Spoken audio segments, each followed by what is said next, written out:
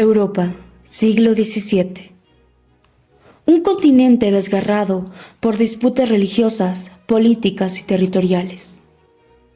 Desde la Reforma protestante impulsada por Lutero, la cristianidad occidental vive dividida. La unidad religiosa que alguna vez sostuvo a la Europa medieval se ha roto de manera irreversible. A pesar de la paz de Augsburgo en 1555, que permitió a los príncipes elegir la religión de sus estados bajo el principio de cuius regio e ius religio, las tensiones no han cesado. En lugar de garantizar la paz, el acuerdo sembró las semillas de futuros conflictos, al no reconocer a los calvinistas y mantener una estructura imperial frágil y fragmentada. En el corazón del Sacro Imperio Romano Germánico, la religión se convierte en un instrumento de poder. Los Habsburgo, emperadores del Sacro Imperio, lideran un renacimiento católico, acompañados por la Compañía de Jesús, que amenaza la existencia misma de los estados protestantes. En 1608 nace la Unión Protestante, una coalición militar de los príncipes reformados. Un año después, la Liga Católica surge como respuesta. Europa se polariza, no solo por fe, sino por intereses políticos, territoriales y dinásticos. El equilibrio se rompe, el escenario está listo, la guerra está por comenzar y será más larga y devastadora de lo que nadie podría imaginar.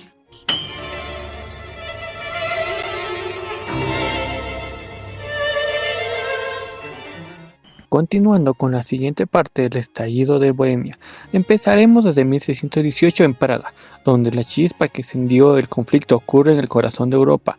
Dos enviados del emperador son arrojados por la ventana del castillo de Praga por nobles protestantes checos. En la defenestración, un gesto simbólico y violento que desafía directamente a la autoridad imperial. Bohemia, con mayor protestantes, se negaba a aceptar la imposición del catolicismo Fernando II como rey. Los nobles bohemios eligen como nuevo rey a Federico V del Palatinado, líder de la Unión Protestante, conocido como el Rey de Invierno. Fernando II, emperador del Sacro Imperial, responde con contundencia. En 1620, las fuerzas imperiales y bárbaras derrotaron a los bohemios en la batalla de la Montaña Blanca, cerca de Praga. La represión que sigue es despiadada, ejecuciones públicas, confiscaciones masivas y una reimposición forzada del catolicismo. Prosiguiendo con la derrota de Bohemia, no detuvo esto la guerra, ya que al contrario, extendió el conflicto al resto del imperio y de Europa. La brutalidad con la que se sofocó la revuelta encendió las alarmas entre los estados protestantes, ya que la guerra se internacionalizaba. Para finalizar, podemos decir que Bohemia solo fue el inicio, ya que las llamas de la rebelión pronto envolverían a todo el continente. La Guerra de los 30 años. Inicialmente, una revuelta localizada escaló rápidamente hasta convertirse en una devastadora conflagración continental. El año de 1625 marcó un punto de inflexión con la entrada de Dinamarca bajo el liderazgo de Cristian IV, impulsado por la doble motivación de salvaguardar los intereses protestantes en el norte de Europa y expandir su propia influencia territorial en Alemania. Cristian IV se lanzó a la contienda. No obstante, su ambiciosa campaña se vio truncada ante la conformidable oposición de los generales imperiales Wallenstein y Thiel, cuyas victorias consolidaron el poder imperial. El emperador Fernando II capitalizó estos triunfos militares para reafirmar y fortalecer su autoridad. En 1629 promulgó el Edicto de Restitución, una medida de gran calado que estipulaba la devolución obligatoria de todas las propiedades eclesiásticas secularizadas desde 1552. Esta acción, lejos de ser un mero ajuste territorial, generó un profundo pánico entre los príncipes protestantes. Para ello, el edicto no solo representaba una amenaza a su patrimonio, sino que prometía su misma supervivencia política y económica, al despojarlos de recursos y bases de poder fundamental. La dinámica del conflicto se alteró nuevamente en los años 1630, con la irrupción de un nuevo y decisivo actor, Gustavo Adolfo de Suecia. Este monarca protestante, reconocido por su excepcional habilidad estratégica, desembarcó en el norte de Alemania. Su intervención no fue un acto aislado, ya que contó con el respaldo financiero de Francia, una potencia paradójicamente católica. La razón de esta alianza trascendía las divisiones religiosas.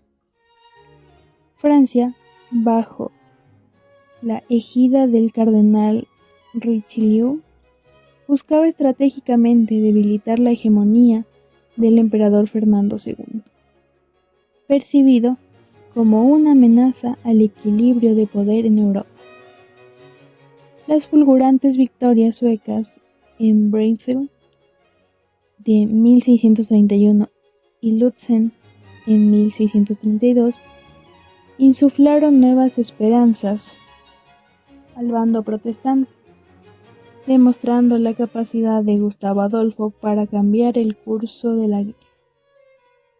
A pesar de su trágica muerte en Lutzen, Suecia mantuvo su participación activa en el conflicto, sostenida por el ímpetu de sus victorias iniciales y el continuo apoyo francés. Finalmente, en 1635, Francia intervino de manera directa, marcando un punto de quiebre definitivo.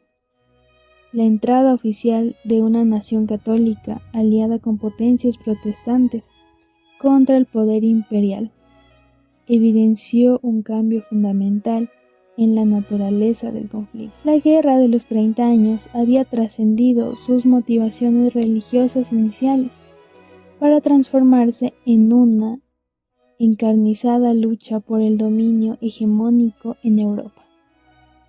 La religión, que alguna vez fue el catalizador principal, se había metamorfoseado en la justificación, una retórica conveniente para enmascarar ambiciones geopolíticas más profundas.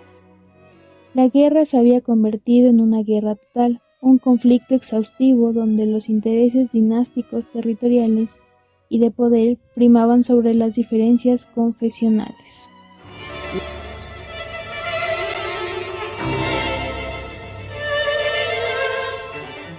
La catástrofe humana.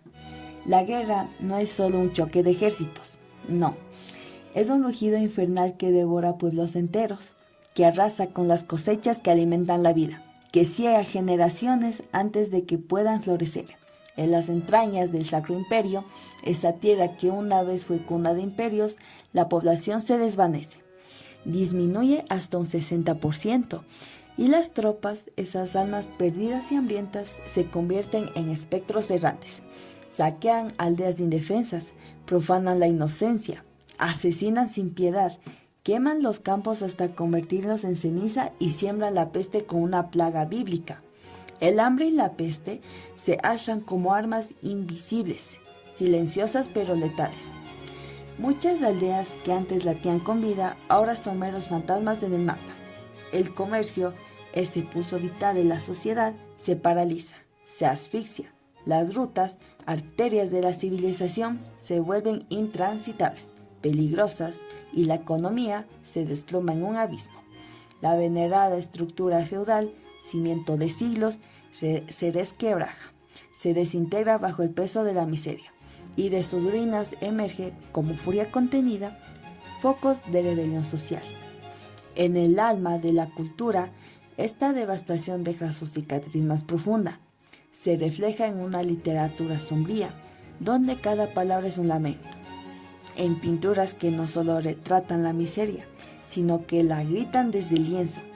En una espiritualidad que ya no encuentra consuelo, sino que se aferra al miedo más primario y a un desconsuelo que cala hasta los huesos. Europa entera se sumerge en una crisis existencial que parece no tener fin.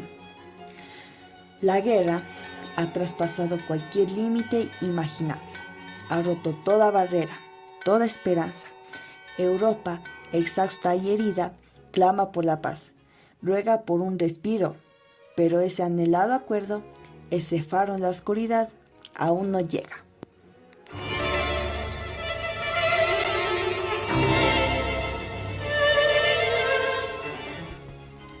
La paz de Westfalia y el nuevo orden. Después de 30 años de destrucción, en 1648 se firman los tratados de Westfalia, en las ciudades de Münster y Osnabrück. Han sido necesarios 5 años de negociaciones y la participación de delegados de toda Europa. Finalmente la guerra termina. Los tratados consolidan un nuevo equilibrio político y religioso. Se reconoce oficialmente el calvinismo junto al luteranismo y el catolicismo. Los principios del Sacro Imperio obtienen soberanía interna. Pueden firmar tratados, declarar guerras y elegir religión sin intervención del emperador. Francia y Suecia obtienen territorios, consolidando su poder.